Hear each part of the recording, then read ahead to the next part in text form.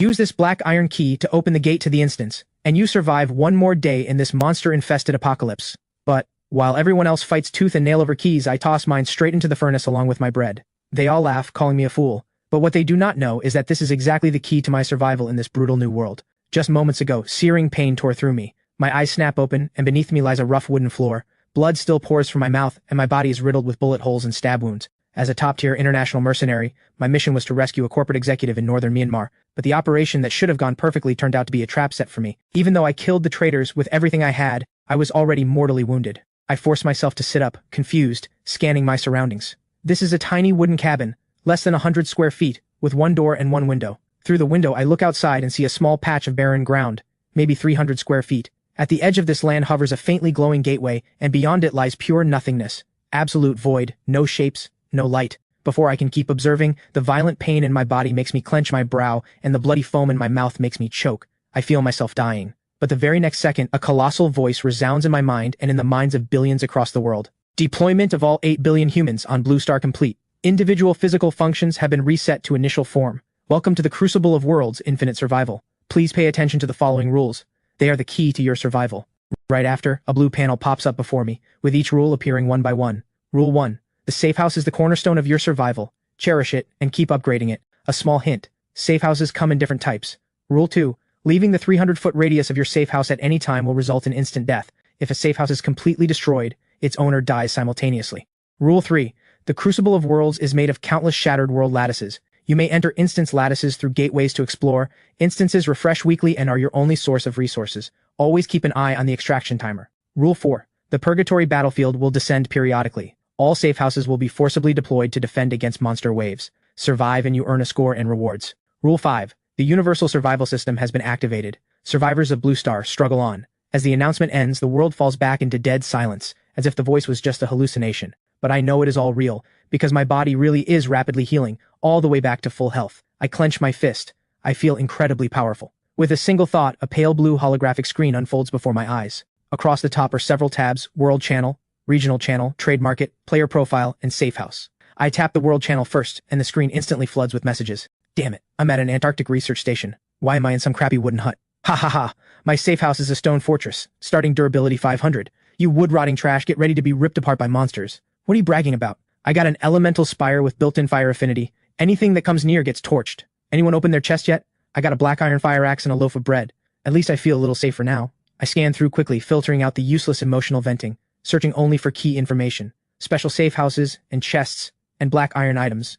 I remember the system mentioned this. I exit the noisy World Channel, and notice a small info icon on the system panel. I tap it, and sure enough, it shows the rules from the initial broadcast. In addition, it explains the item tier system, ranked as black iron, bronze, silver, gold, platinum, diamond, starshine, lunar, and solar. 9 tiers in total. I then open the Safe House panel, and a line of information clearly displays before my eyes. Safe House, Omni Cabin, Level 1, Durability 100/100, Defense 5, Energy Reserve, not activated. Please install an energy type module first. Installed modules, none. Upgrade conditions, blueprint not unlocked. Safe House not yet bound. Bind to Omni Cabin? My eyes widen slightly, and the corners of my mouth instinctively curl up. I really did get a special Safe House! I bind immediately. The instant the command is given, a hexagonal crystal shoots out from the gateway and dives straight into my body. The very next second, a purple-black cube, looking like it could contain all things, springs from my chest. The Omni Cube. My full attention is fixed on this dark cube. When my fingertip touches its cold surface, a stream of information floods my mind, and a brand new interface unfolds in my consciousness. Omni Cube, Level 1, Synthesis Slots 2 halves, Rules of Synthesis, 1. When the cube is at level N, it can synthesize items up to level N+1. 2. Synthesis follows the laws of matter recombination and energy conservation. Insert materials to attempt synthesis. 3. Synthesis takes time, and may be accelerated by injecting energy. 4. Within these rules, all things can be synthesized. Synthesize anything. What an absurdly powerful function. This means that as long as I have materials, I can craft anything I want. Based on this alone, those so-called special safe houses are nothing, because I can absolutely replicate anything similar, provided I have the materials. I take a deep breath and immediately start analyzing. The limits are clear: 2 synthesis slots, and a level 1 cube can only craft up to level 2 items, which means bronze tier. But the potential is limitless.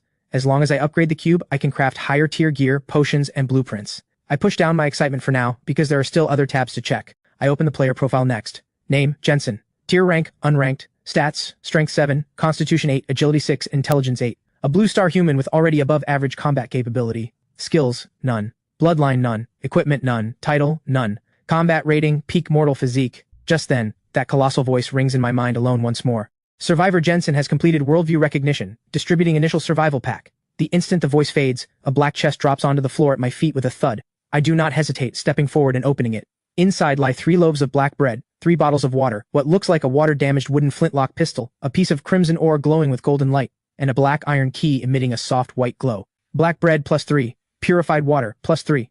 Black iron water-damaged wooden flintlock pistol. With luck, it might still fire +1. Black iron material, crimson cloud refined iron +1. Tier 1 instance key +1. Just as I expected, all black iron items. And mine is even worse than most. Although the weapon is a firearm, from the description, there's almost no chance of it actually firing. Bringing this thing into an instance is no different from bringing nothing. I ignore the food and water, and pick up the water-damaged wooden flintlock pistol and the crimson cloud refined iron. With a thought, the 2 synthesis slots on the cube light up faintly. I place the pistol into the left slot and the crimson cloud refined iron into the right. Phantom images of both materials appear inside the synthesis slots, and the previously gray synthesize button at the center of the interface lights up. My mind races. 2 black iron materials can produce up to a bronze tier item. I do not hesitate any longer. With a single thought, I press the button. Synthesize. The phantom materials in both slots instantly disassemble, turning into 2 streams of matter that swirl and collide at the center of the interface, recombining. A brand new item's silhouette slowly takes shape within the bronze-colored light. Synthesizing. Estimated time remaining, 5 minutes. A countdown appears below the progress bar. 5 minutes is not long. I can absolutely wait, and for me, it is also a great time to gather intel.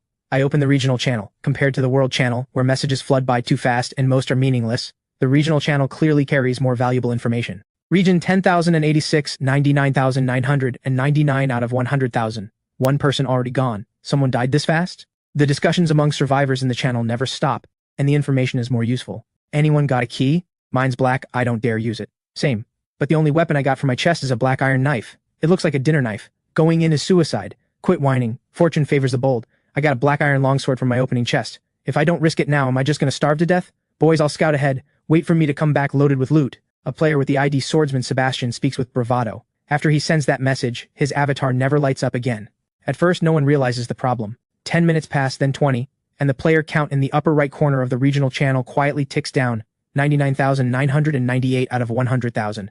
Another one dead. The channel falls into dead silence. The heated discussion from moments ago vanishes instantly. What about Swordsman Sebastian? Why hasn't he said anything? No way. Sebastian had a black iron longsword to start with. Did he die that fast? Just what kind of hellhole is this instance? Or could it be that once you enter the instance, you can't post in the regional channel anymore? That guess gives everyone a sliver of hope. But reality is far more cruel. 99,993 out of 100,000. The number ticks again, and this time 5 more vanish at once. That drop sends a chill through the survivors. But my eyes do not waver. No outside communication inside the instance. And a high death rate. That is normal. If it were just simple resource gathering, it would not be a prelude to the Purgatory battlefield. Remember, the system's rules clearly stated that the Purgatory battlefield will require facing monster waves. Just then, the Omnicube gives off a gentle pulse. Synthesis complete.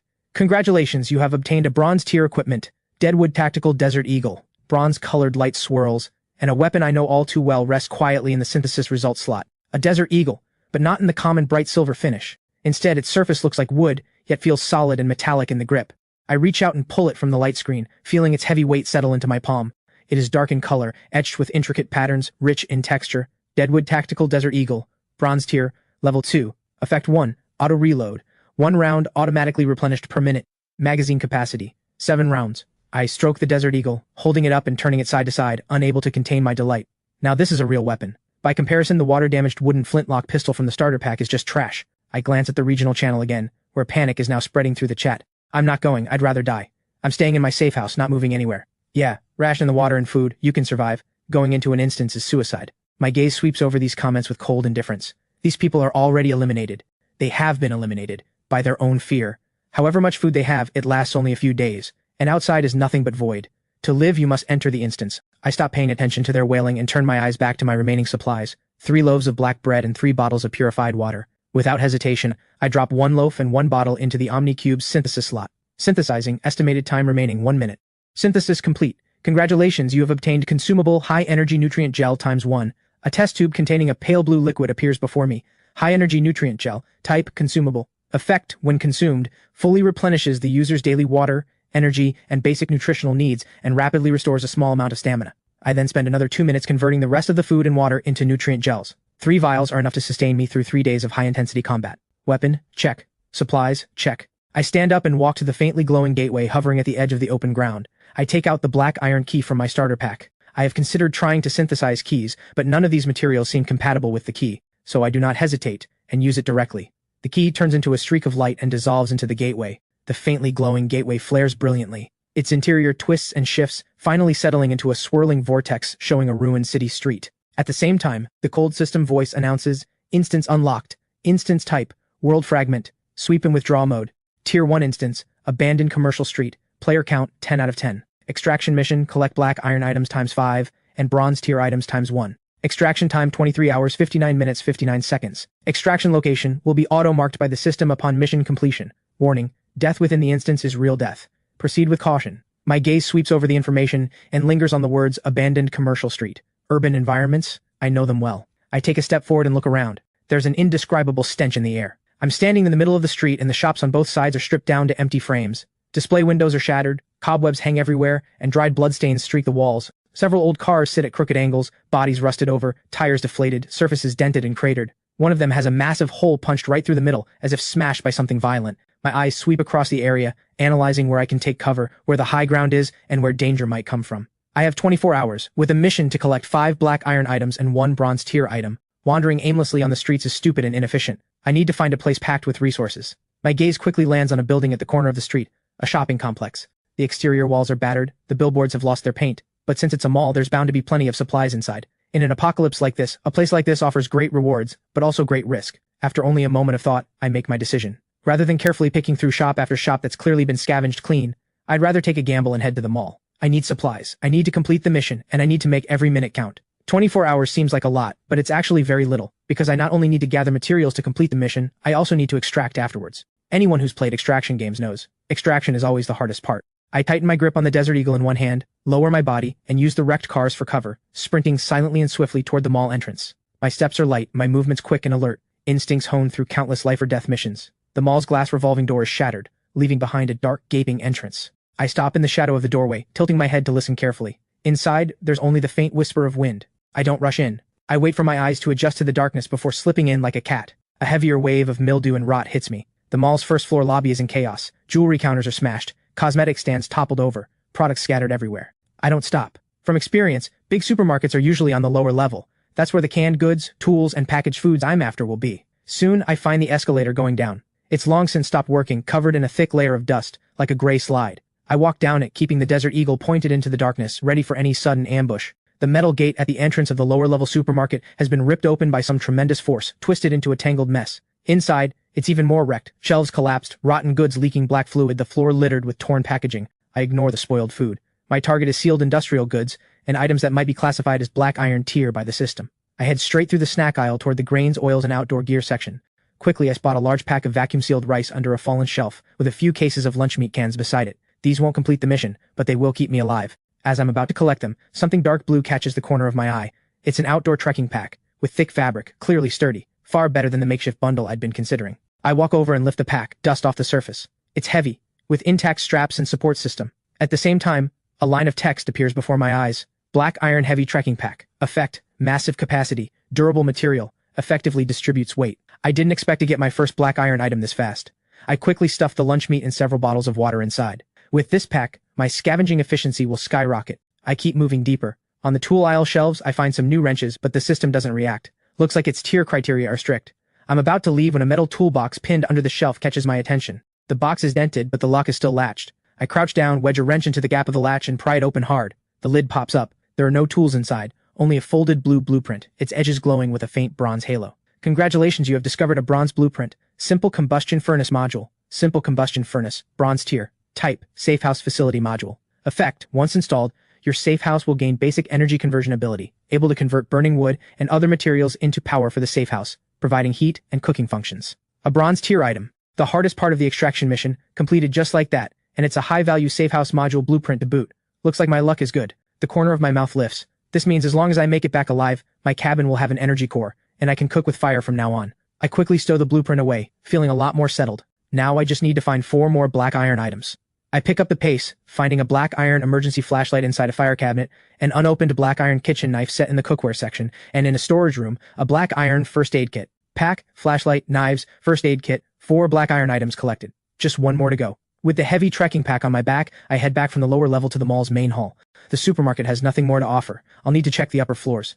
Just then, a piercing scream comes from the second floor, the voice cracking with terror, then cutting off abruptly as if someone had clamped a hand around the throat.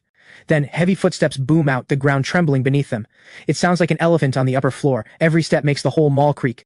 The sound is heading downstairs. My body reacts faster than my mind. With a quick slide, I duck behind a fallen jewelry counter nearby, curling into the shadows, slowing my heartbeat and breathing. The next second, a man in a blue tracksuit comes tumbling down the second-floor escalator on all fours. His face is deathly pale, running while glancing back, as if a ghost is chasing him. Spotting the mall's shattered entrance, he sprints desperately for the outside. But a massive black shadow is faster, leaping down from the top of the escalator. With a thunderous bang, the shadow slams into the middle of the first-floor hall, cracking the marble floor. It's a monster, 8 feet tall, its body bloated and grotesque, with pale gray skin covered in pulsing dark red muscle. Its arms are abnormally thick, its hands warped into razor-like claws gleaming with cold light. Its head is even more revolting, its mouth split from one ear to the other, filled with rows of fangs. Drool drips onto the ground, hissing and steaming with white smoke. I stare at the thing before me. This is a muscle mutant, far more terrifying than any zombie. Something like the tank from Left 4 Dead. The monster lets out a roar. Its hind muscles flex and propel its massive body forward like lightning, catching up to the fleeing man in an instant. No! The man only manages one syllable before the monster's massive claw rips his body clean in half, spilling blood and entrails across the floor. I crouch behind the counter, watching coldly. I am not afraid. My mind is purely analyzing. The monster shoves the man's corpse into its mouth. The crunch of bones and the wet chewing sounds carry clearly through the dead silent mall. When it finishes, the monster raises its head and sniffs the air. It doesn't leave. Instead, it begins pacing the first-floor hall with heavy, lumbering steps. Just then, a cold voice echoes in my mind. Instance announcement, instance boss activated. Boss name, Tyrant Butcher. Kill notice, defeating an instance boss for the first time grants a special boss chest with a 100% chance of yielding bronze tier materials, plus a chance for additional rare rewards. Auxiliary function, the instance map has been unlocked early. The boss's location will be marked in real time. Map, unlocked early. A flicker of doubt crosses my mind. Could it really be as I suspected? That the system interface inside the instance is different from outside? I'm about to open the system interface to check when the monster called the Tyrant Butcher suddenly freezes. Its massive head turns slowly, and a pair of pupilless, blood-red eyes pierce through the shadows, locking precisely onto the counter where I'm hiding. Reeking drool drips from its split mouth, corroding the marble floor and rising in clouds of white smoke. It has spotted me. I see clearly as its muscles bulge, its hind legs tensing, as if it's about to charge straight at me. Every muscle in my body tightens, my knuckles whiten on the gun from sheer pressure, ready to strike the moment it lunges and deliver a killing blow. But suddenly, new movement comes from the mall's shattered entrance. Walt, this is the place. The scream came from here. A tense voice cuts through the silence. Then 3 figures appear in the doorway. The man in front is broad-shouldered and powerfully built, clad in a heavy crude suit of black iron plate armor, carrying a massive black iron steel axe. The blood on the axe blade has already turned black, but the blade still glows with a golden sheen, revealing its considerable power. Behind him are 2 more. A tall, thin man holding a spear, and another who looks visibly afraid, gripping a fire axe tightly in his hand. These 3 were apparently drawn here by the scream and the boss activation announcement. The leader, Walter, immediately sees the corpse torn in half in the middle of the hall, guts strewn across the floor, and the hideous blood-soaked Tyrant Butcher with its gaping mouth. Damn, what the hell is that thing? The tall, thin man behind Walter curses under his breath, his knuckles white on the spear shaft. The other player has gone pale with fear, his calves trembling. Walter's own heart sinks too. Just the sight of this monster radiates raw menace. 8 feet tall, packed with dense muscle, blood still dripping from its claws. Every detail screams danger. This size, this raw power, it doesn't seem like something current players can handle. But Walter's gaze suddenly sharpens, the system's announcement echoing in his mind. First kill on the instance boss grants a special boss chest. 100% guaranteed bronze tier materials, plus a chance for rare extras. 100% bronze tier material, with extra rare rewards. The temptation instantly ignites the greed in his heart, shoving aside the fear that had just risen. Walter's safe house is a special type, a blacksmith forge, which comes with a built-in forging station. But what he lacks most right now is high-tier materials and blueprints. A single bronze-tier material could push his strength to a whole new level. On top of that, he has the gear from his safe house, a full set of black iron plate armor and a black iron steel axe. With this gear, he's basically untouchable in early instances. Before coming here, Walter easily killed off zombies wandering the streets, found these 2 players, and teamed up with them to try their luck at the mall. What's there to be scared of? Walter growls low, his voice echoing in the empty hall, partly to embolden his teammates, partly to bolster his own courage. There are 3 of us. This beast may be tough, but it's only a tier -1 boss. Take it down and we strike it rich. This is just the first instance, the most basic boss. How strong can it really be? Don't forget about my gear. His words quickly replace the fear in the other 2's eyes with greed. He's right. The higher the risk, the higher the reward. Let's go big or go home. Their commotion successfully draws all of the tyrant butcher's attention. The monster gives up searching for me, slowly turns its head, and its eyes, filled with savagery and hunger, lock onto the three at the entrance. A deafening roar echoes through the empty mall. The tyrant butcher's hind muscles bulge violently, the marble floor cracking beneath its feet. Its massive body becomes a streak of pale gray afterimage, charging straight at Walter and his men. Spread out, I'll hold it, Walter roars, his massive axe held across his chest, his feet planted in a low stance, every ounce of strength channeled into his arms. The axe blade and the monster's claws collide violently, sparks bursting in a blinding shower. Walter feels an unstoppable, massive force slam into him, his feet ripped clean off the ground. He's hurled 15-20 feet back, slamming into a support pillar. His black iron plate armor groans under the strain. He cries out in pain. His two followers go pale. The tyrant butcher won't give them time to react. It charges again. A bloody battle erupts in an instant. Hidden on the other side, I watch all this with cold detachment, pack on my back, silently slipping into the shadows of another smashed-up jewelry store, putting safer distance between myself and the battlefield. Good. Let them test the boss's depth first. I don't rush to act. Instead, I open the system interface. Just as I suspected, the World Channel, Regional Channel, and Trade Market are all grayed out, unclickable. But two new icons have lit up at the bottom of the panel, Instance Map and Instance Channel. I open the Instance Map first. A simple top-down map of the commercial street appears, lines roughly drawn. At the location of the shopping complex, a glaring red skull icon is flashing intensely, representing the tyrant butcher. The map doesn't show the locations of other players, only the boss. I then open the Instance Channel. Instance Channel 9 out of 10. There's a boss in the instance, with guaranteed bronze tier material drops. Anyone going? We can team up. But it's a boss. Can we really take it down that easily? Going to check it out can't hurt. And even if it's a boss, what of it? I've got a black iron longsword, just took down 2 zombies easily. A boss can't be absurdly strong, can it? It's been a few hours already, and these shops are barely yielding anything. I'm 100% certain this mall is the richest spot for supplies. Take down the boss, and everyone's mission is complete. Messages flood the channel as more and more players, lured by the boss chest rewards, head toward the mall. From their messages, it sounds like getting tiered materials from other shops outside the mall is unusually difficult. If that's true, then to complete their missions and get out alive, they have to come here. I figure it out in an instant. Watching these conversations, my gaze grows even colder. The situation is more complicated than I expected. The more people who come, the more variables there are. Sometimes human greed is far more terrifying than a monster's claws. I need to prepare in advance. I take out my Deadwood Tactical Desert Eagle, skillfully ejecting the magazine. Brass-colored bullets fall one by one into my palm, cold and heavy. Then I grab a lighter from the supermarket and carefully extract the flint and some flammable cotton wick. Omnicube. With a single thought, a phantom cube of light materializes in my palm. I drop one bullet and a pinch of accelerant into one of its synthesis slots. Recipe confirmed, Black Iron Desert Eagle round plus common accelerant, synthesis time 30 seconds. This is an experiment. I'd already noticed that bullets from the Desert Eagle could be fully removed as independent items, so this time I'm trying to synthesize a new type of round. I'm also testing whether, once bullets are taken out, the Desert Eagle's auto-reload will still trigger when the magazine is empty. If yes, then the ammo limit is no real limit at all, as long as I prep in advance. 30 seconds later, a brand new bullet rests in the synthesis slot. The tip is no longer brass-colored. Instead, it's a transparent shell with what looks like flammable oil floating inside. Synthesis successful. You have obtained Black Iron Incendiary Round. Effect explodes on impact, dealing small area fire damage and scattering glass shards, inflicting persistent bleeding on unarmored targets. The corner of my mouth lifts. I immediately start mass converting. 1, 2, 3. I upgrade every round in my magazine into this lethal piece of artistry. 3.5 minutes later, 7 new incendiary rounds are ready. And just as I thought, 3 new rounds have automatically replenished in the magazine. With that done, I turn my gaze toward the mall hall, where the battle has reached fever pitch. A piercing, distorted scream. The man with only the fire axe failed to dodge in time. The tyrant butcher's claw catches him on the arm, which gets shredded like cheese under a high-speed cutter, ripped clean from the shoulder, flying through the air in a fountain of blood. David! Walter's eyes burn red. His armor is already battered with dents. A clear claw imprint sunk into his chest.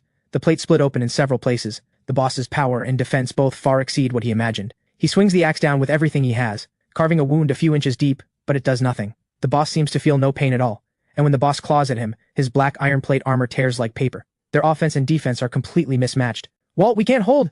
Let's pull back! The remaining tall, thin man's voice is shaking. Hold on a little longer. He can't take much more either. Walter grits his teeth, still fighting. The tyrant butcher doesn't care. With another savage roar from its bloody maw, it charges straight at David. David! Walter's eyes nearly split with rage, wanting to rush over and save him, but he's badly wounded himself, far too slow, able only to watch helplessly as the bloody claw rips David's body in half, blood spraying outward, flesh and entrails scattering across the floor. The next second, the tyrant butcher's blood-red eyes snap toward the tall, thin man. Just then, 3 more figures arrive at the mall entrance. The moment they step inside, they're frozen by the scene before them.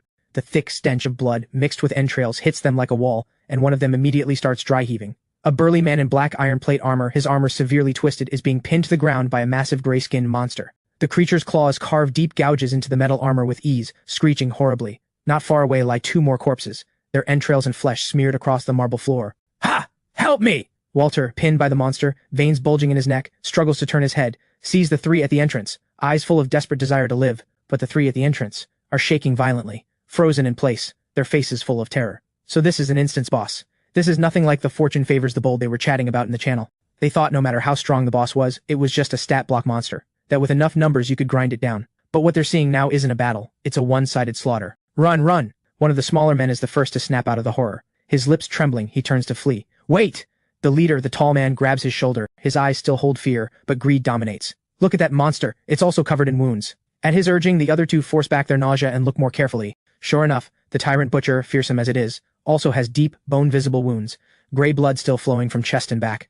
Walter and his teammates fought to the death, and they did do real damage to this monster. Maybe it's about to drop. Maybe one more push and they can really take it down. The thought sets greed surging through all three of them. Fortune favors the bold. We've got three people, that thing's alone, and it's almost dead. We have a shot. The tall man lowers his voice, breathing heavily now, a maddened gleam in his eyes. And it's not like we don't have weapons. What's there to be afraid of? Watching the changing expressions on the three at the entrance, Walter immediately guesses what they're thinking. They want to play vulture. Wait until I get torn apart, then swoop in for the loot. Dream on. Roar! The tyrant butcher, irritated by Walter's struggling, lets out a roar and raises a glinting claw, ready to bring it down on Walter's head. Just then a flash of fierce resolve crosses Walter's eyes. With every ounce of strength, he rolls hard and somehow slips free from between the monster's claws. He scrambles toward the three at the entrance, shouting, "You sons of bitches trying to leave me to die? I'm dragging you down with me!" The three at the entrance go pale. They didn't expect Walter to pull this kind of move. The tyrant butcher, having lost its target, rolls its blood-red eyes and instantly locks onto Walter and the three new prey behind him. Its massive body turns into a streak of gray shadow, a foul wind trailing behind it as it gives chase.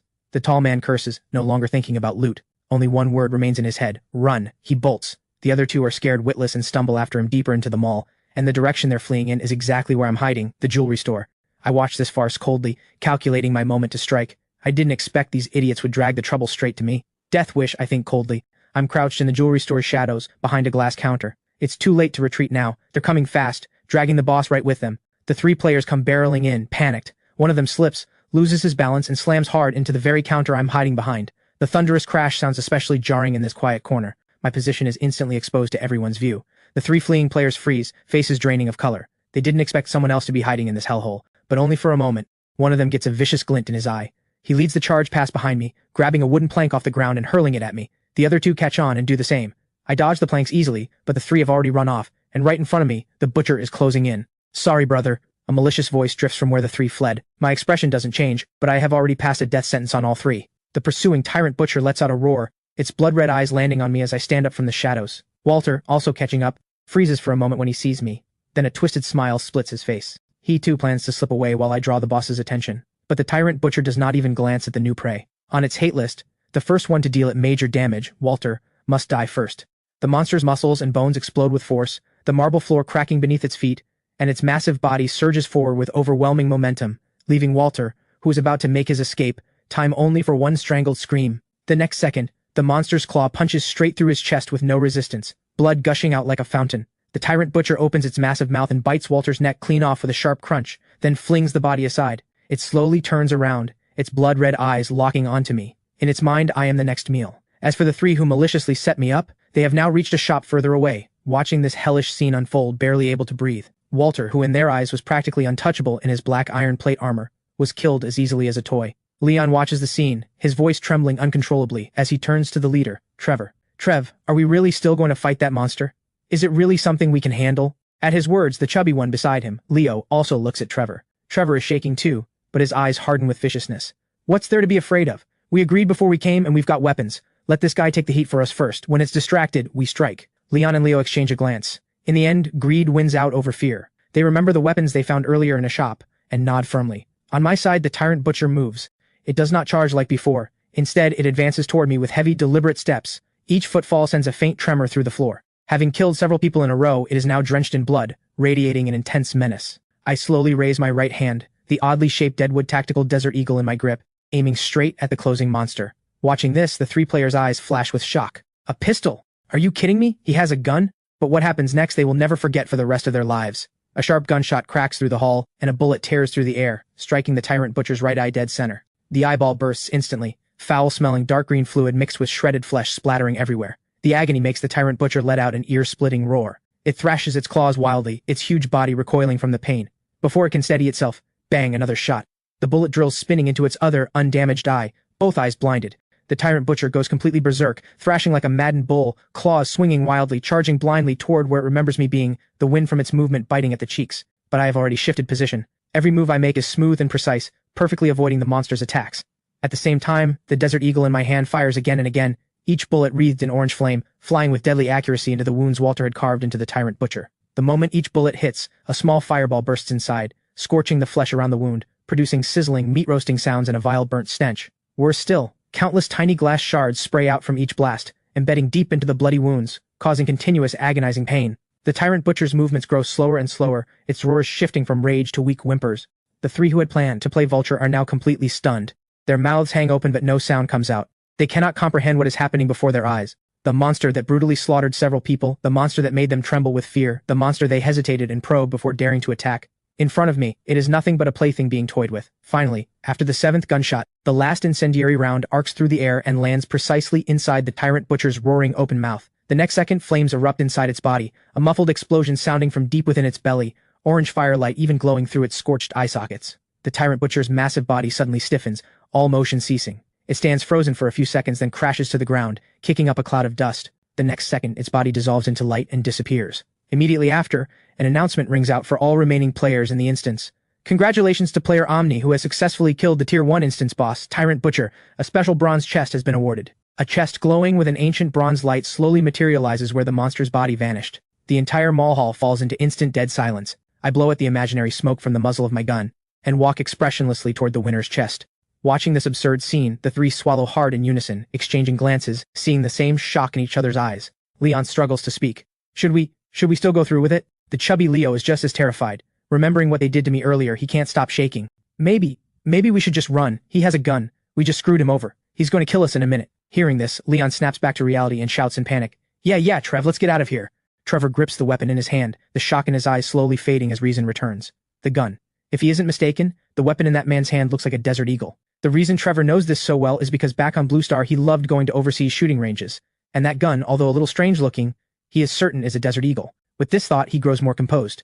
If he counted right, the gun fired 7 times. He's most likely out of bullets. Trevor looks at the bronze chest, greed surging back. He turns to the other two. What's there to fear? He's got a gun, but we have ranged weapons too, don't we? Besides, I'm sure that's a desert eagle. A desert eagle holds 7 rounds and he just fired all 7. I'm almost 100% sure he's out of bullets. Leon's eyes flicker with doubt, but his fear of firearms isn't easily dispelled. But Trev, what if he has more than 7 rounds? Leo nods rapidly, clearly agreeing. Trevor lets out a cold laugh and counters. Let me ask you, if you had a gun and bullets, could you hold back after someone just set you up like that and not pull the trigger? Right.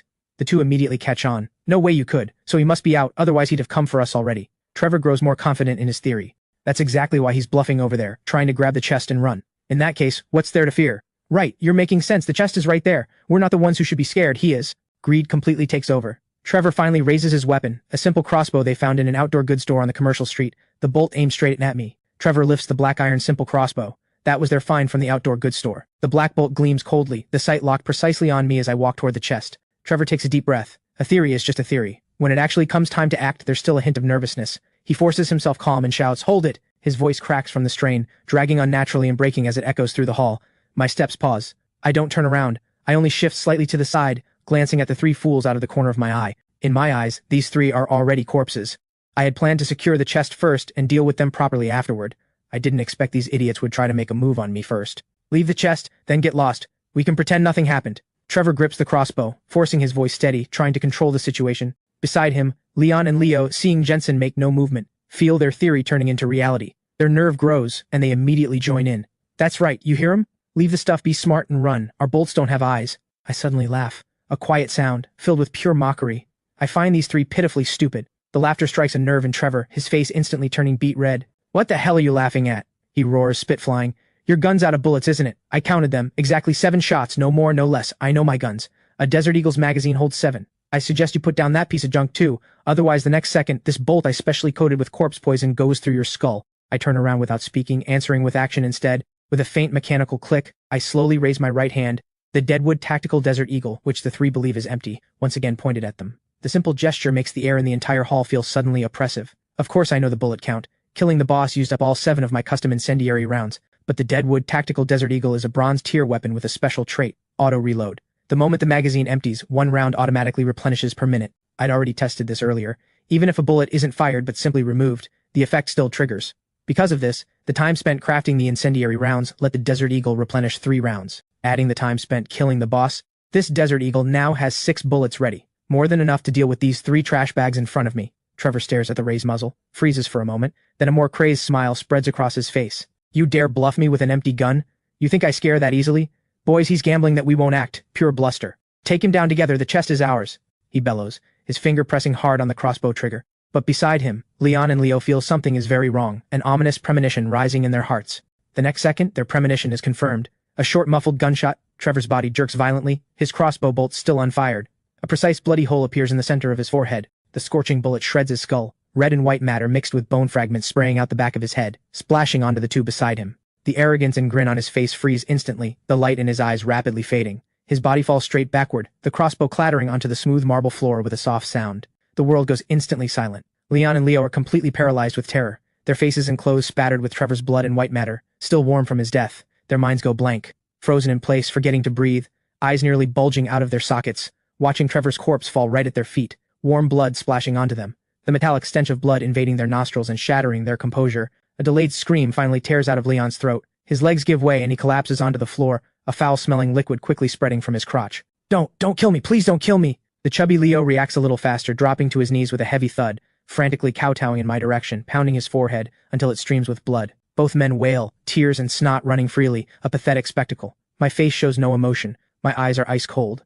From the moment these 3 chose to use me as bait, their fate was sealed. I am no saint. Bang! The second gunshot, Leo mid-kowtow freezes instantly. The back of his head bursts open, his heavy body slumping forward, face landing in the pool of blood he himself created, silent forever. The last one, Leon, watches another warm corpse appear beside him, his mind completely shattering. He stops begging entirely, scrambling backward on all fours, making meaningless gibbering sounds, tears and snot smeared all over his face. I don't give him any more time to be afraid. Bang! The third shot. The bullet precisely ends his pathetic life. 3 corpses lie neatly in a row not far away. I slowly lower the Desert Eagle, a thin wisp of pale smoke still rising from the muzzle. The hall falls silent once more. My gaze returns to the bronze chest. Time to claim the victor's spoils. I walk straight to the center of the hall, to where the tyrant butcher dissolved into light. The bronze chest hangs suspended in midair, emitting a soft glow. I reach out, my fingertip touching the cold metal shell. A system prompt instantly appears in my mind. Open special bronze chest? Open, I answer mentally.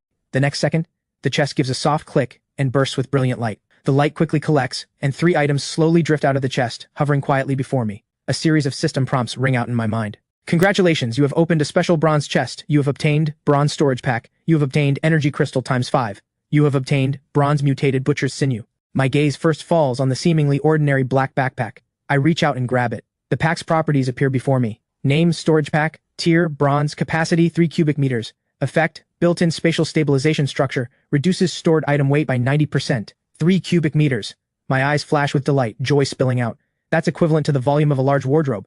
For survivors right now, this thing is a luxury. Earlier, when I was hiding, I stashed the heavy trekking pack under a shelf in the shop. I walk into the store, find the bulging black iron heavy trekking pack, and transfer the food, along with the tools I just looted, into the new storage pack. From the outside, the storage pack looks like an ordinary black backpack. When I open the top flap, the opening is like a black hole. Everything I drop in vanishes instantly. In return, I can clearly sense the thing sitting in the space inside. I sling the pack onto my back, and the heavy weight disappears instantly, the pack barely noticeable. Next, I turn my eyes to the 5 crystals floating in midair. Each is only the size of a thumb, an irregular polyhedron, with light slowly swirling inside, radiating pure energy. Name, energy crystal. Tier 1. Type, universal energy material. Description, the foundational hard currency of the infinite survival world. Can be used to accelerate omni-cube synthesis, power safehouse modules, and serve as a core material for crafting and upgrading many high-tier items. Direct absorption can slowly raise personal tier rank and activate talents, but the conversion rate is extremely low, not recommended. Hard currency. I repeat the words in my mind, committing them to memory. This means that energy crystals are worth far more than any basic supplies. In future trades, these will be in very high demand. I carefully place all 5 energy crystals into the storage pack. The last item is a strange, semi-translucent gray-green stalk. Name, mutated butcher's sinew. Tier, bronze. Type, material.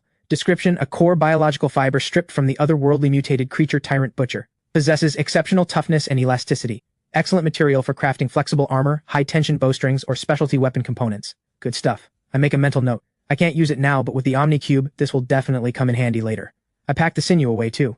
With the chest's loot inventoried, I turn and walk toward the corpses of Trevor and the other 2. The bodies are still warm, the blood pools on the floor not yet fully congealed. I crouch down, searching Trevor's body with practiced ease. Quickly, I pull out several compressed biscuits, half a bottle of water, and the black iron crossbow that had threatened me. The crossbow's craftsmanship is a bit rough, but the limbs are sturdy, gleaming with metallic luster. The instant my fingertip touches the cold body of the crossbow, a new system prompt suddenly rings in my mind. Player Omni has obtained the 5th black iron item. Beginner instance mission abandoned commercial street completed. Mission objective 1, collect black iron items 5 out of 5. Mission objective 2, collect 1 bronze tier item. Mission completion 100%. Instance extraction point activated. Please proceed to the extraction point within the time limit. Along with the prompt, a translucent map unfolds before my eyes. A top-down view of the entire instance. At the location of the mall's main entrance, a green arrow flashes non-stop, with a dotted line stretching from my current position all the way to that green arrow. With a single thought, I tap the green arrow. Extraction point Qingyang Road bus stop. Location, 490 feet east of the mall's main entrance. Extraction method, clean exit, direct extraction. Time remaining 17 hours, 3 minutes, 21 seconds. The extraction point is just outside the mall, not far at all. I glance at the countdown, plenty of time. But the fact that the extraction point displays an extraction method means there are options beyond just direct extraction. I can't help thinking back to a game I used to play on Blue Star, a wildly popular extraction shooter, Delta Force. I pull my mind back. I don't move out immediately. Instead, I continue what I was doing, stripping Leon and Leo's bodies clean. These two were broke. Aside from a few packs of biscuits, nothing of value. But soon, a pleasant surprise comes. I pull a bulging small bundle from Leo's body. Name, common small material pack. Contents, wood times 30, stone times 20. Rating, a common type of small material pack, useful in many places. A material pack. I'm surprised. I didn't expect that materials like wood would be obtained through packs like this.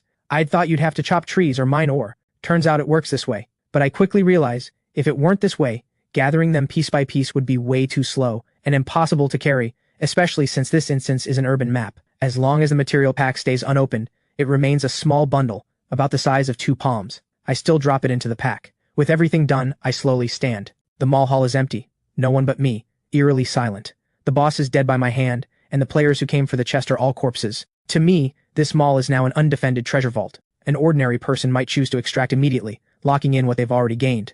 But looking at the stalled escalator leading to the 2nd floor, I have other ideas. The risk is already very low, and opportunity is sitting throughout this entire building. I close the map interface, the green arrow vanishing. I have plenty of time. I can keep searching. The mall's supplies are all waiting for me to claim. But I'm not going up to the 2nd floor yet. There are 3 corpses I haven't searched yet. I remember one of them wore a full set of gear, and according to his lackey, he also had a special safe house. I just don't know what good stuff he might have. Filled with anticipation, I walk to the other side of the hall where Walter's body lies. Claws have torn through his chest, his neck a mangled mess. His black iron plate armor is twisted and warped, a gaping hole in the chest, the metal edges curled inward smeared with congealed blood and flesh. I crouch down before him, the heavy stench of blood hitting me. Just as I'm about to remove the plate armor, a faint white glow suddenly appears on Walter's corpse, quickly gathering at the punctured chest. Within the light, a palm-sized blacksmith's hammer slowly takes shape, radiating bronze-colored light. Special safe house owner Walter detected as deceased. Special safe house module dropping. My hands pause. So when a special safe house owner dies, there's a chance their core module drops. I hadn't considered this. I reach out, my fingertip touching the floating hammer projection. Name, upgradable workbench module. Type, safe house facility module. Tier, black iron. Effect, deploys a basic workbench inside the safe house, allowing the owner to repair, dismantle, and craft items and unlock basic recipe blueprints. Upgrade requirements. Wood 0/1000th, stone 0/500th, metal 0/100th, tier 1 energy crystals 0/10th, a workbench module. And it can be upgraded. My eyes blaze with intensity. I know exactly how valuable this is, far more than everything else I've gained combined. The storage pack, energy crystals, and butcher's sinew are all just personal strength materials. But this workbench is a functional module that operates directly on the safe house, representing productivity. With this, I can repair gear, even craft new tools and weapons, without having to rely entirely on Omnicube synthesis. More importantly, the Omnicube has a limited number of synthesis slots, and crafting high-tier items takes time. The workbench can serve as a backup, handling the low-tier and tedious crafting, freeing up the cube's synthesis slots for more important syntheses. Most crucially, it's an upgradable module. It may be black iron now, but as long as the upgrade requirements are met, bronze and silver are no problem. Most modules players obtain cannot be upgraded at all. That's exactly why this special upgradable module is so precious. And conversely, I naturally think of something else. Once word gets out that special safe house owners have a chance to drop special modules upon death, special safe house owners will become the prime targets in most people's eyes. I pocket it without a second thought and get back to work. Using my entrenching shovel, I roughly pry open the buckles on Walter's plate armor, stuffing the shattered arm guards and leg pieces into my pack. The damaged black iron plate armor, durability 17 out of 100, can serve as synthesis material. There's also that black iron steel axe lying off to the side, completely intact. You can never have too many melee weapons, and it works as synthesis material too. As for Walter's 2 underlings, I give them a glance and search casually. Confirming the 2 paupers have nothing else of value, I finally stand up. The first floor of the entire mall remains deathly silent, 7 corpses scattered in disarray across the floor. I glance at the escalator leading to the second floor. 17 hours remain on the clock. Leaving now would already mean a substantial haul, but my choice is to maximize the gain. The danger is cleared. What remains is loot scattered everywhere. I'm not in a hurry to go upstairs. Instead, I begin a carpet search starting from the first floor. Experience tells me that a systematic sweep is far more efficient than wandering around like a headless fly. First target, the brand name sporting goods store. I skip past the ordinary clothing and shoes, my gaze sweeping precisely across the functional gear section. Among a row of hiking shoes, a plain-looking pair of black high-top boots emits a faint glow. That tells me they're not ordinary grade. Name, treacherous boots. Tier, black iron. Effect, slightly increases movement speed, reduces stamina drain from long-distance travel. I swap out my sneakers, slip on these black iron boots, and feel a perfect snug fit around my ankles. My footsteps feel noticeably lighter. Next, in the accessories section, I find a multifunction tool. Name, Artisan's Multi-Tool Pliers. Tier, black iron. While not particularly useful to me, it's still a black iron item. In the digital products store next door, most of the equipment is already junk. In the corner of one counter, I find a glowing high-capacity power bank. Name, Ultra Endurance Power Bank. Tier, black iron. Effect, provides energy temporarily, equivalent to 3 Tier 1 energy crystals. A solid find. I keep sweeping. Jewelry stores, cosmetic shops, and luxury boutiques get skipped entirely. After an hour, most of the first floor shops are searched. Aside from those first 3 items, no other black iron gear turns up. My footsteps finally stop at the far end of the first floor, in front of a large outdoor gear specialty store. The glass door is locked from the inside. I step back 2 paces, and with my trekker's boots, I plant a hard kick right at the seam of the glass door. The tempered glass shatters instantly, turning into a floor of glittering granules. I step inside. The store is filled with a mixed smell of plastic and rubber, shelves loaded with windbreakers and hiking packs, the floor stacked with trekking poles, ice axes, and folding shovels. This place is practically a treasure vault tailored for survivors. I quickly find a machete in a row of blade display cases. Name, Jungle Machete. Tier, black iron. That's my 4th piece. I continue deeper into the store, rounding the shelves to find the storage area and staff break room. The storage area is stacked with unopened cargo boxes. I pry open a few. Most contain tents and moisture-proof mats. Just as I'm about to leave, my footsteps suddenly halt. Behind a pile of miscellaneous boxes, an iron gray box that doesn't match its surroundings catches my eye. A safe, half a meter tall, perfectly square, with thick steel plating, a complex mechanical combination dial, and a keyhole on the door. I walk over and crouch down, fingers brushing across the cold metal exterior. Special locked container detected. Name, heavy-duty safe. Tier, unknown. Status, locked, dual locked by combination and key. Likely contains valuable items inside. Forced destruction may damage the contents. Unknown tier. Those 2 words make my breath catch for a moment. In the world of Crucible of Worlds, infinite survival, unknown usually represents 2 possibilities. Either a tier far beyond current player understanding, or an exceptionally valuable rare item. Either way, it means a massive opportunity. I try to pull up the OmniCube's synthesis panel. Target item contains special rules. Cannot be used directly as synthesis material. As expected. I stand up and circle the safe. The body is perfectly sealed, no weak points. Forced destruction risks damaging the contents. That's the worst option. So I need to find clues. The combination and the key. My gaze slowly turns toward the closed door beside me, the sign on it reading manager's office. I walk straight over. The door is ordinary wood, the lock intact. I raise my foot. The toe of my trekker's boots hits the lock core precisely. With a loud crack, wood splinters fly and the entire lock along with a small piece of the door frame is kicked clean off. The door swings inward. I push through and a fermented foul stench hits me in the face. The smell is shockingly strong. The manager's office is small, simply furnished. A desk, an executive chair, a toppled filing cabinet beside it, papers scattered all over the floor. The source of the stench is behind the desk. A man slumped face down on the desktop, his upper body soaked through with dried black bloodstains. There's a fist-sized hole in his back. The wound flared outward, as if something killed him with a single strike from behind. Looking at this corpse, surprise flashes in my eyes for the first time. There were other people in this instance. The thought rises, but I quickly suppress it. Something's off. The reason is simple. The corpse is already heavily decomposed and bloated, dead for more than a day or 2. That means this corpse was already inside the instance. After all, our group of survivors just entered today. My gaze lingers on the body, contemplative, but I quickly let it go. Whatever the situation, my goal right now is clear. The key and the combination. I circle behind the desk and reach out to search the stiff, swollen body. The sticky, slimy texture of the rotting clothing doesn't slow my movements for a second.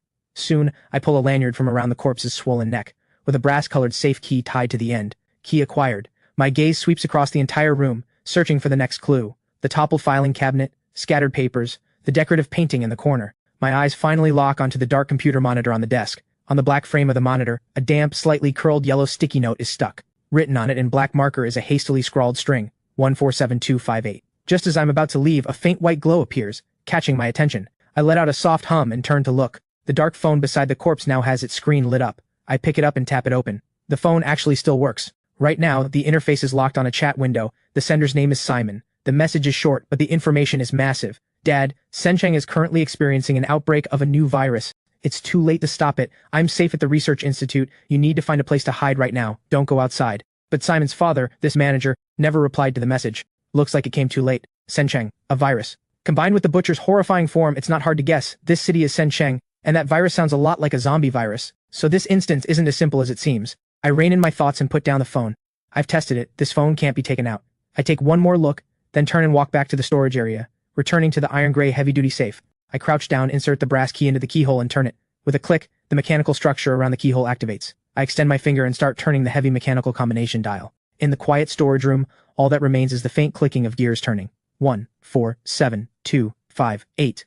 When the final digit aligns with a crimson mark, with a muffled boom, the heavy mechanism releases, and the steel door, several inches thick, automatically pops open a crack. I reach out and pull the door open. Inside, there's no gold or silver treasure, only 3 soft orbs of white light floating quietly in the center. Each orb wraps around an item.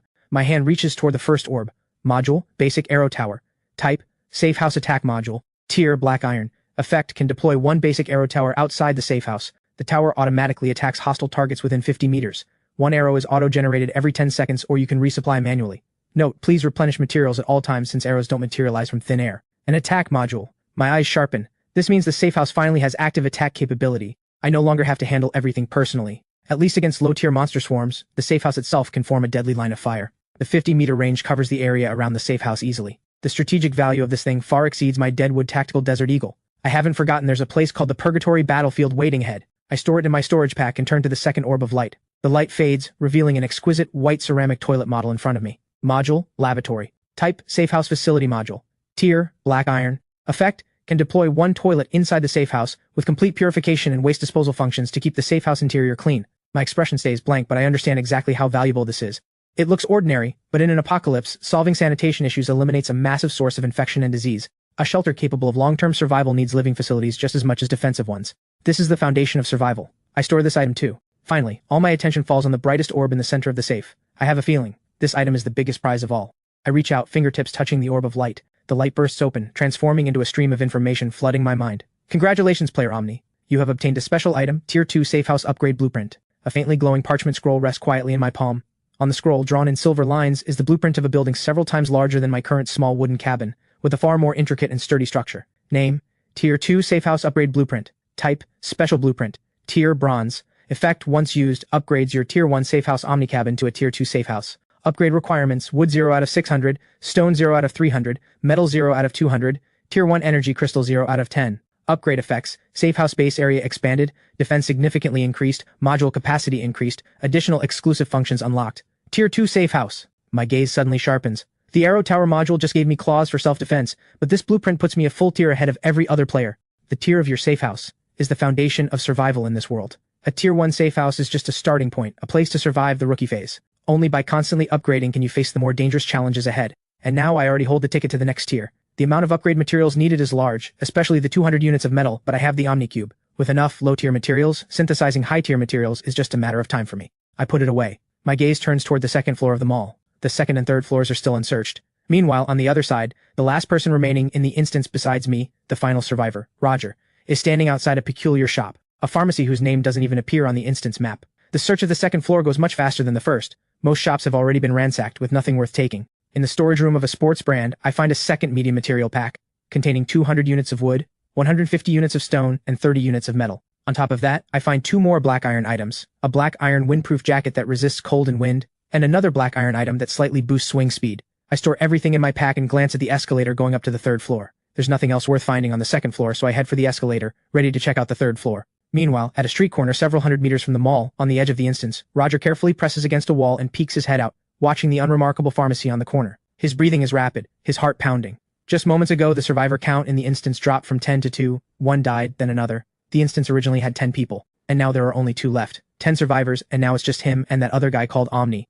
A cold sweat breaks out on Roger's back. Good thing he was cautious enough not to get his head turned by that so-called treasure trove at the mall. That place was never a good place from the start. The facts prove his choice was right. Now, besides himself, only 1 survivor remains, and though the mall has been cleared, he's no fool. Omni is still there. Anyone who could survive that meat grinder and kill the boss is no easy mark, so of course he wouldn't go to the mall. Roger's attention returns to the pharmacy. This shop is strange. He originally came over here to complete the task and gather supplies, and to stay away from the mall, which is how he ended up searching this edge of the street. Wandering zombies appeared occasionally along the way, and he moved carefully toward this area. And he ended up discovering this strange shop. On the instance map, every store on this street has a marker, except this Sencheng pharmacy, which is blank. A building not on the map usually means one thing inside an instance, a hidden area. There's definitely good stuff inside. Roger takes a deep breath, confirms once more that there are no zombies around, then crouches and dashes across the street to the pharmacy entrance. The glass door has a closed for business sign hanging on it, the lock intact. He pulls a thin iron wire from his pack, something he picked up along the way. Just an ordinary wire, but in his hands it has plenty of uses. He works the lock core for half a minute, until with a soft click, the lock pops open. Roger pushes the door open a crack, listens for a moment, no movement. He slips inside and immediately closes the door behind him. The pharmacy interior is in shambles, medications scattered on the floor, several shelves toppled over, the air thick with the strange smell of medicine mixed with dust. It looks like someone has already searched the place. Roger doesn't care. If anything, it confirms his judgment. An ordinary pharmacy wouldn't be hidden from the map. He begins searching every corner carefully. Under tables, between shelves, the ceiling. Finally, behind a massive display cabinet that has been knocked over, he finds something out of place. The color of the wall is slightly different. He walks up and knocks on it. Knock, knock, knock. It's hollow. Roger's eyes light up. He immediately starts feeling along the wall. Soon, he finds a tiny groove at the edge of the corner. He pulls hard, and with a soft sound of stone scraping, the wall slides inward, revealing a pitch-black passage. A hidden door. A foul stench surges out from the passage, thicker than what's outside, mixed with blood and decay. Roger's expression shifts. A pitch-black passage like this clearly looks dangerous, but fortune favors the bold. Whatever's hidden this carefully has to be valuable. He hesitates for only a moment, then grits his teeth and pulls out a black iron-spiked club from his pack. He holds the weapon in one hand, switches on his black iron fire flashlight in the other, and carefully steps into the dark passage. The passage isn't long, only about 10 meters. At the end stands a heavy iron door unlocked, just slightly ajar. Roger presses his ear against the door but hears nothing. He slowly pushes the iron door open. Behind it is a larger room, like an underground storage area, or rather a laboratory. Several large stainless steel cabinets line the walls with a lab table in the center. Glass containers and unrecognizable instruments are scattered across it. Just then, a low, suppressed wheezing sound comes from the corner of the room. Roger's hair stands on end instantly. He whips the flashlight beam toward the corner. A figure in a white lab coat stands with its back to him, body twitching unnaturally. The figure slowly turns around. The face is twisted, the skin a grayish decayed color. One eye already rotted away, leaving only a black hole, the other eye bloodshot and clouded. A zombie. And completely different from the slow-moving common zombies outside. Roar! The zombie sees the light and Roger lets out a hoarse roar, drops to all fours, and lunges at him like a wild beast, terrifyingly fast. Roger's pupils contract. He instinctively swings his club downward. Thud. The club connects solidly with the zombie's shoulder but only stalls its movement for an instant. This thing is strong. Before Roger can react, the zombie is already on him, opening its foul-smelling jaws wide, lunging straight for his neck. In the critical moment, Roger throws himself backward, rolls on the ground, and barely escapes the bite. He scrambles to his feet, heart pounding wildly. This thing is too vicious, not something he can handle. Run! The thought rises, but he sees the zombie already adjusting its posture again, preparing to pounce. No good. The passage is too narrow. He can't escape. He has to fight. A flash of cold fury crosses Roger's eyes. Reading the zombie's lunge trajectory, he doesn't retreat. He advances, twisting sideways, barely dodging the zombie's claws. At the same time, putting his entire body weight behind it, he rams the club straight into the zombie's rotted eye socket. The club sinks halfway in. The zombie freezes, lets out a piercing shriek, and starts thrashing wildly. Roger doesn't dare let go. He pushes against the club with all his strength, pinning the zombie against the wall. Die, die, damn you! He roars madly, veins bulging on his arms, driving the club deeper. Finally, the zombie's struggles weaken, until its head tilts to one side and it goes completely still. Only then does Roger release his grip. He collapses to the ground as if drained of all strength, gasping heavily. After a long while, he finally recovers. He glances at the zombie's corpse, still shaken. This must have been a special type of zombie. He stands up and walks over to the body, forcing down his nausea as he begins searching. Soon, from the pocket of the zombie's ragged lab coat, he pulls out a hard card. The card is white, with a small 1-inch photo on it. The man in the photo wears glasses, scholarly looking, exactly what this zombie used to look like in life. Below the photo, a line of small text reads, Sencheng 3rd Research Institute Affiliated Laboratory. Researcher, Lawrence. Sencheng? Research Institute? Roger freezes. He recalls the system notification before the instance began. Wasn't this instance just an abandoned commercial street? But combined with this off-map pharmacy, this hidden basement, and this zombie clearly mutated from a researcher, a thought rises in his mind. This pharmacy is a disguise. It's actually some kind of entrance to the research institute, or even part of it. Jackpot! This is a once-in-a-lifetime opportunity. Roger's heart starts pounding again, his eyes shining, his breathing turning ragged. He immediately starts searching the room thoroughly, missing no corner. He pulls open the stainless steel cabinets one by one. Most are empty or contain broken instruments. He doesn't stop searching. Eventually his attention falls on the central lab table. At the base of the table, he discovers a hidden compartment that nearly blends in with the surface. The compartment has no lock, only a card-shaped slot. Roger immediately pulls out the researcher's ID card and inserts it into the slot. A faint electronic chime sounds, and then the floor in front of him silently splits open, and a metal platform rises slowly. In the center of the platform is the entrance to a passage extending downward, with white light glowing inside. The downward passage is lit with a glaringly bright white light, in stark contrast to the dim pharmacy outside. Roger's throat bobs as he swallows. The ferocity of that researcher's zombie still leaves him shaken. God knows what kind of monsters lurk beneath this glaring white light. But he's already here. A place hidden behind this many layers of security must contain the most valuable things in the entire instance. This is a life-changing opportunity. His breathing grows heavier, and slowly, greed wins out over reason. Going down means completing the task and getting good loot. Not going means regretting it for the rest of his life. Roger grips his spiked club tightly, veins bulging on the back of his hand. He clenches his teeth and steps into the passage. The passage isn't long, just a downward staircase. When he reaches the bottom step, the scene before him leaves his mind completely blank, his breathing stopping. This isn't a storage room at all, it's a true underground laboratory. The room is shockingly vast. The walls and floor are made of some kind of metal with a cold, ghostly sheen smooth as a mirror, immaculate. Around the perimeter stand various pieces of precision equipment, whose shapes he can't even name, their dim blue screens flickering with strings of garbled code. And in the center of the lab stands a massive cylindrical glass container. The container is a full 5 meters tall, filled with a thick, eerie dark green solution, countless tiny bubbles swirling and rising within. At the very center of the solution, a massive figure floats silently, bound by dozens of thick tubes. It's a humanoid monster over 3 meters tall.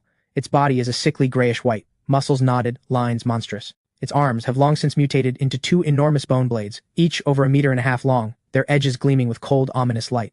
Even more terrifying, there's a huge, jagged hole in its chest. Its heart appears to have been ripped out alive, even though its eyes are tightly shut and it doesn't move at all. The sheer pressure of its mere existence makes Roger's legs go weak instantly, almost dropping him to his knees. Only one word remains in his mind: run. What the hell is this thing? How can a monster of this level exist in this instance? Is the system playing some kind of cosmic joke? His muscles lock up, cold sweat instantly soaking through the back of his clothes, freezing against his skin. But just as the urge to flee surges up, he forcibly pushes it down. He notices the monster is completely still, like a specimen. It's dead. Roger's heart pounds like a drum in his chest, but greed ultimately overpowers fear. He forces his stiff neck to turn, looking away, and begins searching the lab. He notices this hall seems to be only part of it. Behind the container holding the monster, there's another large door, but it's tightly sealed and can't be opened. Roger has already given up on exploring further into the research institute. Instead, he focuses on whatever valuable items might exist here, at least enough to meet the extraction requirements. His movements are extremely light, walking on tiptoe, barely daring to make any sound. With every step, the corner of his eye darts to the monster in the green container. Soon, a metal lab table in the center catches his attention. On the table sits an open hardcover notebook, Sencheng 3rd Research Institute Affiliated Laboratory, T-Virus Project Log. Roger holds his breath, leans in, and his eyes dart across the pages. The handwriting in the log starts neat but grows increasingly scrawled and frantic, revealing that the writer was experiencing a massive mental breakdown. The T-Virus's infectivity far exceeds expectations. Standard quarantine measures have failed. Sencheng's fall is only a matter of time. All hope rests on the gene optimization serum. It can fundamentally reshape human genes, theoretically providing perfect resistance to the T-Virus. But the first-generation prototype is extremely unstable. The failure rate is as high as 99%. It must be used together with the neural stabilizer or the user's brain will be overwhelmed by violent energy, mutating into a monster that knows only how to kill. 100 times more terrifying than the zombies outside. I place the stabilizer in the cryo storage cabinet next to it. The safe combination is my birthday, 0419. If you found this place, I assume you must be from the Institute. If you make it out alive, I hope you'll give my family a message. I have always loved you. Please live well, Lawrence. Roger pays no attention to the latter part of the log. Instead, the moment he sees the section about the gene optimization serum, his breathing instantly turns heavy, his eyes blazing with terrifying light. The gene optimization serum and the neural stabilizer, these are absolute treasures. He bolts to a small metal cabinet beside the lab table, the door clearly labeled cryo storage. He yanks the door open. A blast of icy white mist erupts from inside. Deep in the cabinet, sure enough, lies a syringe filled with clear liquid. He snatches the syringe in his hand. A system notification immediately pops up. Name, neural stabilizer. Tier, bronze.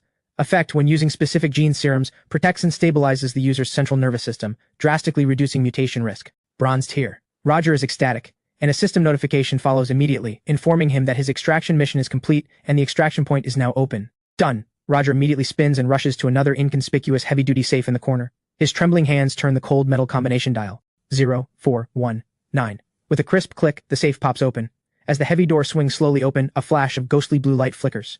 On the velvet base in the center of the safe, a syringe rests quietly, the liquid inside a dreamlike ghostly blue, as if billions of crushed stars were sealed within. Name, Gene Optimization Serum, 1st-gen prototype. Tier, silver, mutation. Effect, forcibly reshapes the user's genetic sequence, massively increasing all stats, with an extremely low chance of awakening a special bloodline. Warning, this is an unstable prototype serum. Solo use has a 99.9% chance of causing the user's genes to collapse, mutating them into an uncontrolled monster. Note, when used with the neural stabilizer, mutation risk is reduced to 10%. Silver tier. It's actually a silver tier item. Roger feels a rush of blood surge straight to his head. This is his ticket to the top in one shot. He reaches out, fingers trembling as he grabs for the syringe glowing with that ghostly blue light. The instant his fingertips touch the cold glass tube, warning, warning. High-risk experimental sample has been removed. Security protocol activated. The entire lab is suddenly bathed in blood-red light, a piercing alarm echoing through the underground space, the sound shrill enough to nearly pierce eardrums. Roger is terrified out of his wits by the sudden change. His eyes instinctively dart to the massive green container. The previously calm green solution begins to boil violently, countless bubbles surging up with loud gurgles. The 3-meter-tall horror suspended in the center, its eyes that had stayed shut, the eyelids seemed to twitch. Meanwhile, on the 3rd floor of the mall, I have just finished stuffing a black iron remote control car into my already bulging storage pack. The RC car is decent, it comes with a built-in micro camera, making it an unconventional reconnaissance tool. The 3rd floor hall is sparse, mostly clothing and household items, nothing of real value. My storage pack is essentially full at this point. Wood, stone, metal, food, water, plus over a dozen black iron items, and most importantly the Tier 2 safehouse blueprint and the workbench module. This instance run's haul has already far exceeded my expectations. There's no point in spending the remaining time in obscure corners risking my life for some uncertain gain. Time to go. Just as I turn to head for the extraction point outside the 1st floor gate, a piercing shrill alarm faintly reaches my ears from the distance. The sound is far away, muffled by layers of buildings, but I can still tell it's some kind of highly unusual alarm. I stop, listening carefully. The source seems to be at the far end of the street to the right of the mall. An alarm means something has triggered a hidden mechanism or trap over there. Looks like that other survivor has found something significant. The thought of going to check it out flickers in my mind for only a moment before I completely snuff it out. The first rule, etched into the bones of any top-tier mercenary, is this: never let uncontrollable curiosity put you in danger of an unmeasurable scale. My objectives are already more than complete. The resources in my pack are enough to boost my safehouse to an entirely new level. Wading into that mess now. Unknown rewards, extreme risk, no understanding of the situation, danger or opportunity, everything unknown. No reason to go. I don't hesitate for another second. I turn and start walking, heading toward the 1st floor. I make my way toward the Qingyang Road bus stop, not wanting to waste any time, ready to extract. Meanwhile, after the alarm went off, Roger is now sprinting here in a desperate flight for his life. Qingyang Road bus stop. This is the only extraction point marked on the map. When I arrive, the scene is chaos. A bus lying overturned on the ground, burned down to a charred black skeleton, shattered glass and metal fragments everywhere. The station's advertising board snapped off, tilted to one side. The air carries a smell of burnt char, mixed with a stench that makes you want to vomit. That's the extraction point. But 2 zombies are loitering near the station, looking exactly like something out of a movie. They wander aimlessly around the station, swaying unsteadily, occasionally letting out wheezing groans. I waste no movement, stepping out from the shadows at the side of the street, my footsteps light, making no sound. I don't pull out my Desert Eagle. Firing a gun makes noise, which might attract more zombies. Instead, I'm holding the black iron jungle machete I found at the outdoor store, the blade catching dim light. I head toward the closer zombie first. It seems to catch my scent, sluggishly turning its head, but my blade is already there. Schlick. The machete cleanly severs its rotting neck, and a decayed head rolls to the ground. Almost simultaneously, I drop my center of gravity. My right foot kicks off hard, and I launch forward instantly. The other zombie has just turned around when I'm already at its side. Blade up, blade down, same spot as before, clean and decisive. The second head flies off. The entire process is movement perfect, beginning to end in under 3 seconds. The 2 headless corpses crumple softly to the ground. A faint white light slowly emerges from one of them. I walk over and reach out to touch it. Obtained, Tier 1 Energy Crystal X1. Lucky break. I store the crystal and walk straight into the bus stop. A system panel automatically pops up in front of me. Extraction point reached. Extraction mission verification complete. Initiate extraction? Yes. I confirm silently, and the next second the prompt sounds, extraction countdown 10, 9, 8. Warning, any attack during extraction will forcibly interrupt the process. 10 seconds. I stand quietly at the bus stop, already calculating what to do once I'm back at the safe house. The haul from this instance is massive. First thing when I get back is upgrading to a Tier 2 safe house, then building the upgradable workbench, the basic arrow tower, and the lavatory. That way the safe house's defense, production, and living capabilities will all see a major upgrade, especially the workbench. With it, I can produce items continuously, which is the foundation for future development. There's still some wood, stone, and metal in my pack, but it's not enough to meet the upgrade requirements. I'll need to go back and trade on the trade market to get more materials. As for the black iron equipment, I can keep 2 for myself and toss the rest into the Omnicube to see what they synthesize into. No, I can also trade some of them. Extraction countdown 7, 6. Just then, roar! A terrifying roar suddenly explodes from the far end of the street, the sound penetratingly powerful, making my ears ring. My thoughts are instantly cut off. The sound comes from the direction of the earlier alarm. Almost simultaneously, a blood-red system notification flashes up. Warning, instance hidden boss, giant mutant has been activated. All survivors are advised to take caution. Killing the giant mutant rewards a silver tier boss chest X1. Silver tier! My pupils contract. A silver tier chest must contain extremely valuable items. The temptation is real, but I hesitate only for an instant before calming down completely. Extraction countdown 4. Only the last few seconds remain. Challenging a hidden boss for an uncertain silver chest. The risk is too high, not worth it. I don't like to gamble. And on top of that, a silver tier boss chest means this boss is a full tier above the Tyrant Butcher in strength. Even if I went, I might not even win. The thought just flashes by. I don't even bother turning my head. But the next second, a violent rush of air comes tearing in from the distance. I instinctively turn to look, and at the end of the street, a figure is stumbling and crawling, sprinting toward me with everything he has, looking as wretched as can be. It's Roger. His face is filled with terror, looking as if his soul has fled. He's only running on instinct. Behind him, a massive figure over 3 meters tall is chasing him down at even greater speed. It's a humanoid monster, entirely grayish-white, muscles bulging, terrifying in appearance, both arms transformed into huge bone blades over a meter long, edges gleaming with cold light. Most horrifying of all, there's a massive hole in its chest, hollow inside. The giant mutant. Its speed is like a blur, and the gap between it and Roger is closing fast. Roger sees me at the bus stop, and a flicker of hope ignites in his desperate eyes. "Save me!" he yells with everything he has, his voice cracking. "Save my life. I got a silver tear, Gene." His words cut off. Shh.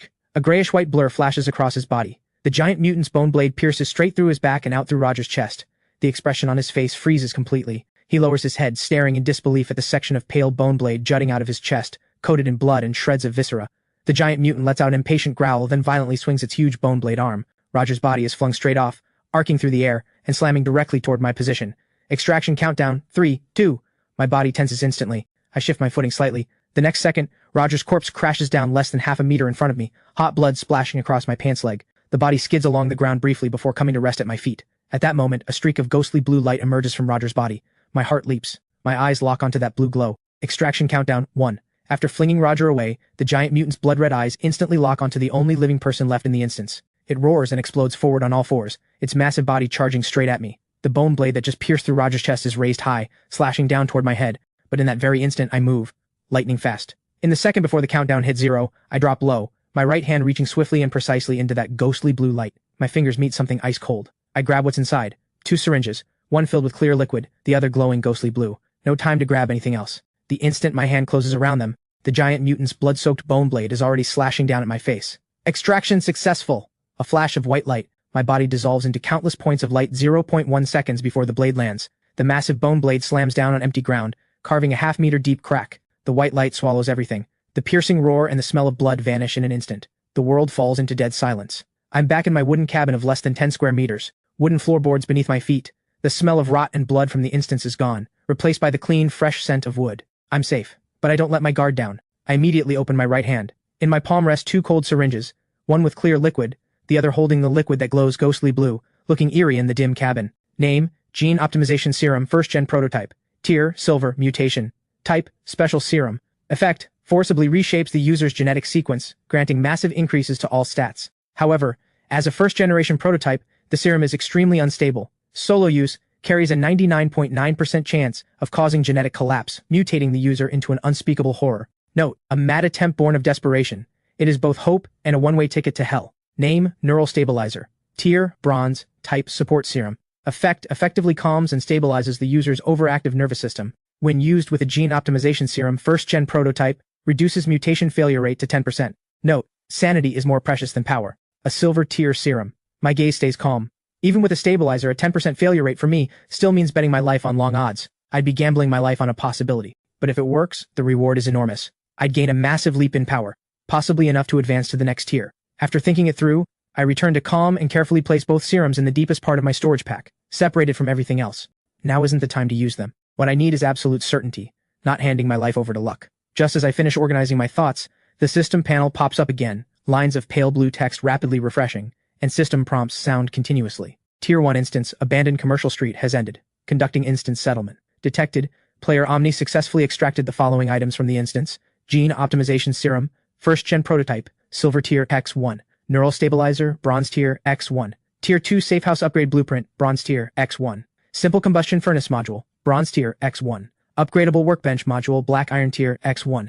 A long list of items scrolls past, finally stopping. Total, Silver Tier items X1, Bronze Tier items X4, Special Blueprints X1, Special Modules X1, Common Modules X2, Black Iron Tier items and materials X7. Item Value Assessment complete. Conducting overall player behavior evaluation. The text on the panel pauses briefly. Combat evaluation, Tier 1 early phase zombies X3, Tier 1 mid-phase boss, Tyrant Butcher X1. Rating, A rank. This result is within my expectations. I've kept the focus on scavenging. But the next line makes me raise an eyebrow. Exploration evaluation, discovered and opened the hidden area manager's office safe, triggered and evaded the hidden boss giant mutant. Rating, S rank. S rank? Just discovering and avoiding it earned an S rank evaluation? Then my breath catches for a moment. Sure enough, the next second a prompt in completely different formatting appears. Special contribution evaluation. In the final moment before instance closure, successfully extracted critical hidden special items from the hidden boss area, gene optimization serum, first gen prototype, neural stabilizer. Rating, S rank. The overall rating progress bar fills its final segment, and with a chime, large text lights up in the center of the panel, the glow almost blinding. Congratulations, player Omni. Your final rating for this instance is S rank. S, the theoretical highest rating in the universal survival system. Since player Omni has achieved the first S rank in this region, this glorious achievement will be announced across the entire regional channel. Begin announcement? An announcement too? I'm stunned for a moment but quickly recover. It doesn't look like something I can refuse, and I'm not worried about going public anyway. Fine, make it public. Hiding isn't my style. Confirm. The thought fixes in my mind. Almost simultaneously, in region 10086, every player hears a special notification, and a special pinned message appears in the regional channel. Regional channel announcement, pinned. Congratulations to player Omni, who, in the Tier 1 instance, abandoned Commercial Street, through outstanding intelligence and unmatched courage, achieved a S rank perfect evaluation, becoming the first player in this region to earn this honor. Reward forthcoming. The announcement explodes through the regional channel like a bomb. Holy crap, am I seeing things? S rank? Is the system glitching? It's only been 1 day. 1 day and someone's already cleared an instance and gotten a S evaluation? Omni, oh my god, who is this legend? I'm willing to follow you, god. This is absolutely a god tier player. While others are still risking their lives over a piece of bread, he's already farming god tier evaluations. I just barely crawled out of the instance New City Commercial Plaza alive. Rating C. Only got 1 Tier 1 instance key as reward. The gap between people is just way too big. What did the legend even do in there? How much loot did he collect to earn this rating? My guess is he must have achieved some kind of hidden condition. People who've cleared instances before said evaluation is based on both kills and resource collection. The chatter in the regional channel doesn't concern me. My attention is entirely on my own rewards. Detected, you have earned the first S rank evaluation in this region. Rewards doubled. S rank special reward being distributed. Congratulations, you have received 1 special reward selection opportunity. Please choose 2 of the following 3 rewards. 3 options appear on the panel. Option 1, Tier 2 instance key X1. Option 2, Tier 1 instance key X3. Option 3, Special instance key, Sensheng 3rd Research Institute X1. 3 options, choose 2. My eyes scan across them, my brain working at high speed. Option 2, 3 Tier 1 keys. The safest choice, 3 more chances to scavenge resources. Tier 1 instances are the same level as abandoned Commercial Street, and the monsters inside generally shouldn't exceed Tier 1. The reason I say shouldn't is because the giant mutant in that last instance was a clear warning. My gaze lingers on it only half a second before I rule it out completely. Steady development equals slow suicide. In this world, stand still and you fall behind. Move slow and you die. I need explosive growth. I need to be ahead of everyone. And besides, low-tier items I can synthesize myself. So the choice comes down to 1 and 3. A Tier 2 instance is the fastest standard path to power. Higher level challenges, richer rewards. Clear it and my strength leaps again. As for option 3, Special instance key Sensheng 3rd Research Institute. My pupils contract slightly, my expression turning gray for the first time. This option is extremely unusual. According to the system's prompt, it seems to have appeared entirely because I obtained the 2 special serums and found the hidden location, manager's office, where I saw the hidden information. Based on what I saw earlier, the instance appears to be located in a city called Sensheng, and inside that city, a virus outbreak occurred. Something like a zombie virus. The zombies on the streets and those 2 monsters all confirm it. I don't know why the manager didn't turn into a zombie, but this option clearly indicates the possibilities it holds. Better resources, more potential. The 2 serums alone make that obvious. The choice seems clear. My eyes lock onto the panel, falling into thought. Thinking rapidly, I push aside all distractions.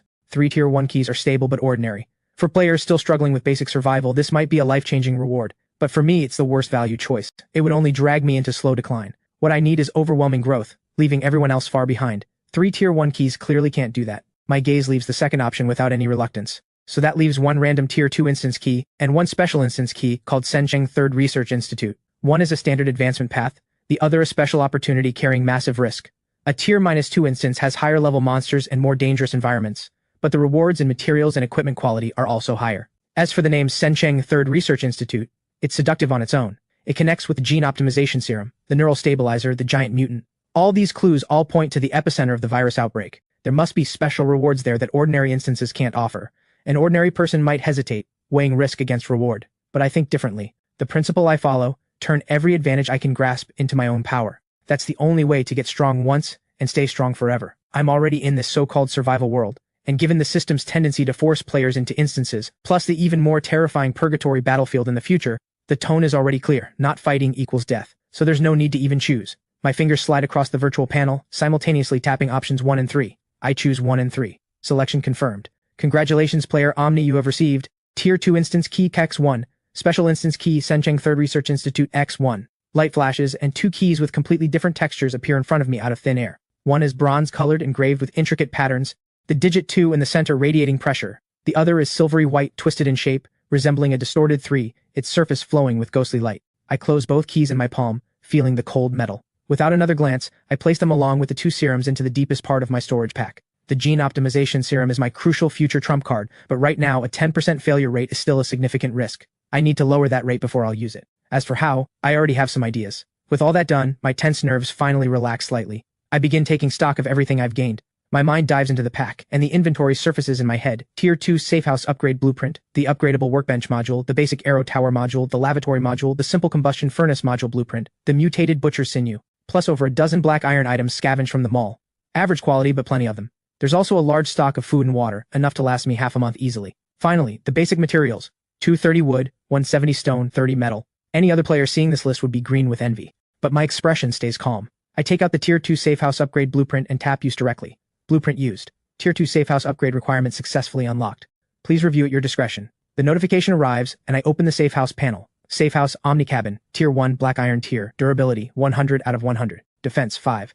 Energy Reserve, not activated. Please first install an energy type module.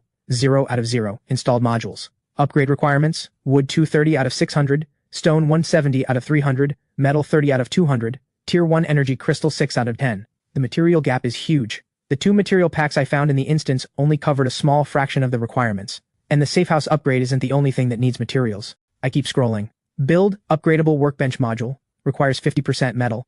Build, basic arrow tower module, requires 200 wood, 100 stone, 20% metal. Build, lavatory module, requires 50 wood, 20 stone, 10 metal. Reading through it all, the conclusion is clear. The materials I brought back don't even cover a fraction of the Safehouse upgrade. Even the most basic upgradable workbench can't be built because I'm 20 units of metal short. But that doesn't matter. I collected plenty of resources this time. Materials are limited, but I can absolutely trade. The trade market, currently the only platform for quickly exchanging resources.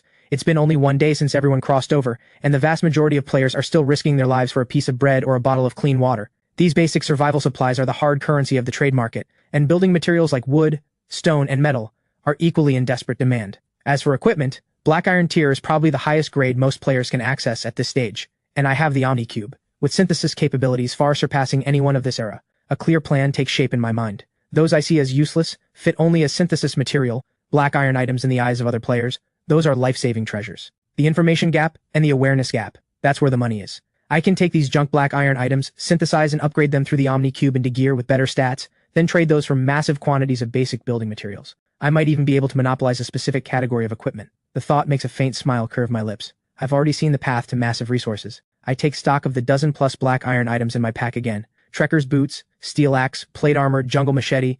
Enough. This is the seed capital I'll use to leverage the entire regional market. Without further hesitation, I open the trade market to see the current state of things. The panel unfolds, and countless listings flood in.